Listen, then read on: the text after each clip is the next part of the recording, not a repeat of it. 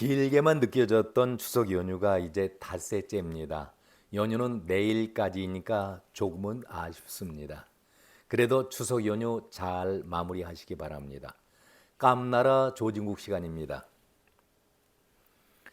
우리는 법정 판결을 받게 되면 마음에 들지 않는다 할지라도 대개는 법정 판결에 존중한다, 받아들인다라는 말들을 합니다. 원하는 판결이 아니었어도 대부분 법정의 판결을 존중하고 비록 마음에 들지 않았어도 만족할 수는 없겠지만 그래도 받아들이는 편입니다.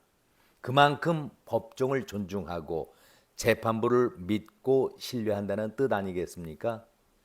그런데 이번에 이재명 기각 판결은 사법사상 이렇게 논란이 많았던 적이 있었는지요? 비난이 쏟아지고 잘못된 판결이다, 판정이다 라는 비난이 쏟아지고 있습니다. 김명수와 권순일과 같은 저질스럽고 모순된 판결이라고 비난들을 합니다. 한마디로 엉터리 재판이다. 편향된 정치 재판, 이재명만 살려주기 위한 그런 재판이라는 소리를 듣고 있습니다. 자, 형사소송법을 보면은 증거인멸 염려가 있고 범죄가 중대하다면 구속을 하게 돼 있습니다. 이것은 법으로 규정된 명시된 조항입니다. 그런데 유창훈은 증거인멸 사실을 인정을 했습니다.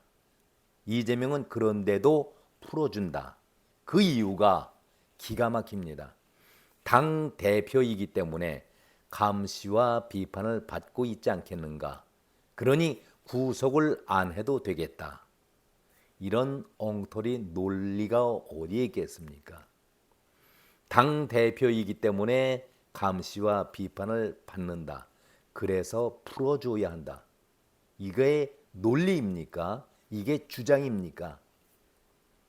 그러면은 이명박 전 대통령, 박근혜 대통령은 어떻게 해서 어떤 논리로 구속을 했어야 합니까? 참 답답하고 안타깝습니다. 유창훈 판사님, 과연 이것이 올바른 당신의 판결이었습니까? 영화 제목처럼 그때는 맞고 지금은 틀리나? 아니, 백현동 비리 사건 때에 6월 달에 자기 손으로, 자기 입으로 민간업자 정 회장인가요? 증거인멸 우려가 있기 때문에 구속한다 하고 법정 구속을 했었습니다. 같은 사건 아닙니까? 백현동 사건. 거기에 최종 결재권자가 이재명인데, 아니 당 대표이기 때문에 감시와 비판을 받고 있어서 증거인멸 우려가 없다라고 풀어준다. 이것이 정당한 논리가 되겠는지 묻고 싶습니다. 한마디로 엿장수 가위질 하듯이 무엇이 다르겠습니까? 그래도 명색이 판사인데 일정한 기준은 있어야 할 것 아니겠습니까? 권순일이 이재명을 이해할 수 없는 판결로 살려주었던 그때처럼 이번에도 이런 엉터리 모순된 자기 스스로가 모순된 판결을 내린다면은 이것이 어떻게 판사라고 할 수가 있겠습니까? 도무지 이해할 수가 없습니다. 여기에 바람잡이꾼들이 또 등장을 하죠. 추미애 가계표를 찍으면은 밀정이요 매국노다. 아니 추미애 씨는 한때에 법무부 장관을 지냈던 사람 아닙니까? 판사 출신입니다.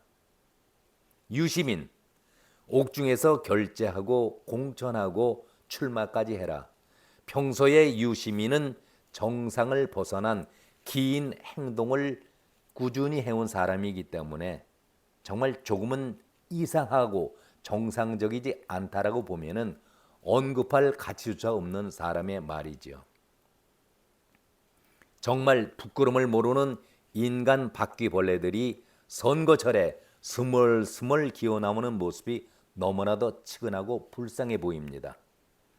한때는 그래도 노무현 덕에, 문재인 덕에 장관이라는 자리까지 차지했던 이런 인간들이 창피를 전혀 모르고 추한 모습을 계속 드러내고 있으니 안타까울 뿐입니다. 이번 기각 판결에 대해서 법조인들, 판사 출신의 법조인들, 또 일반 법조인들 대부분은 형사소송법을 인용하면서 너무나도 잘못됐다 비난을 하면서 최소한 형사소송법을 읽어라도 봐야지라는 비난까지 하게 됩니다. 저는 유창훈의 어이없는 이 판결을 바라보면서 제 나름대로 그래도 엉터리 판사인데 기각 변명을 유창훈의 입장에서 한번 해보도록 하겠습니다. 역설적인 얘기지요. 이것은 제 혼자의 생각입니다. 이걸로 문제나 시비를 삼아 주시지는 말기를 간절히 바라겠습니다. 유창훈이 판사인데, 명색이 판사인데 왜 형사소송법을 모르겠습니까? 또 한 번도 읽어보지 않았겠습니까? 막상 유창훈이 형사소송법을 받아들고 읽어보니, 자기가 공부했던 것을 다시 읽어보니 이거는 기각이 아니라 100% 이재명은 구속을 해야 한다. 이건 빼도 박지도 못할 구속이 확실한 중범죄를 저지른 놈이다라고 생각을 했을 것 같습니다. 그런데 현실을 돌아보니까 우리 대선배인 권순일, 존경하는 권순일 대법관도 말도 안 되는 이유를 들어서 이재명을 살려주었는데 이걸 어떻게 해야 하나. 사실 영장실질심사 초기에 미리 판사는 받아보죠. 검찰로부터.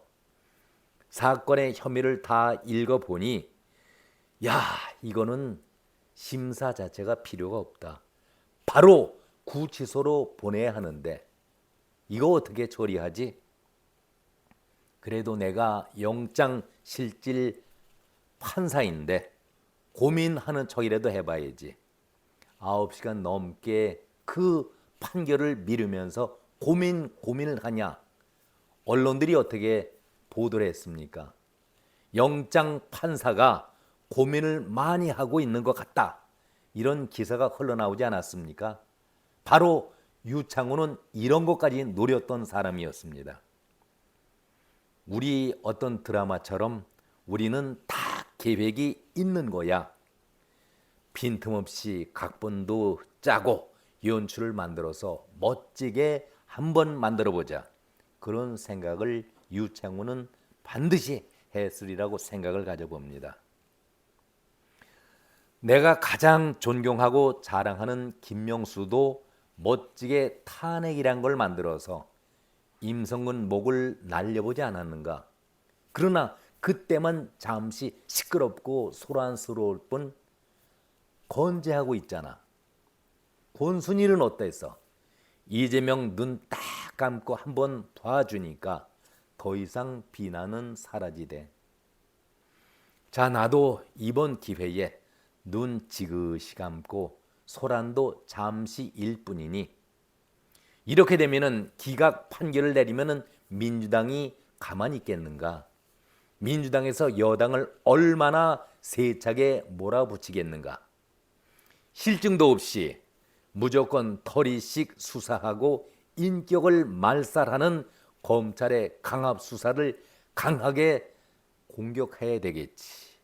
떠들어대겠지. 이것이 민주당의 전문이고 주특기 아니겠는가? 얼마나 난리 윤석열 정부를 공격하겠어. 그러면은 내 기각 판결 소리는 소리 소문도 없이 사라지고 말 것, 묻히고 말 것 아니겠는가? 이런 생각을 유창훈이 하지 않았겠는가? 이것은 어디까지나 제가 앞에서 말씀드렸듯이 제 개인적인 생각을 말씀드린 겁니다. 자, 김명수, 권순일의 뒤를 잇는 멋진 자랑스러운 유창훈이 또 한 번 되어보자. 이런 마음으로 기각 판결을 내리지 않았을까? 저는 그런 생각을 가져봅니다. 우리는 다 계획이 있어서 영화의 한 제목처럼 유창훈은 그런 판결을 내린 것 같습니다. 오늘은 여기까지입니다. 고맙습니다.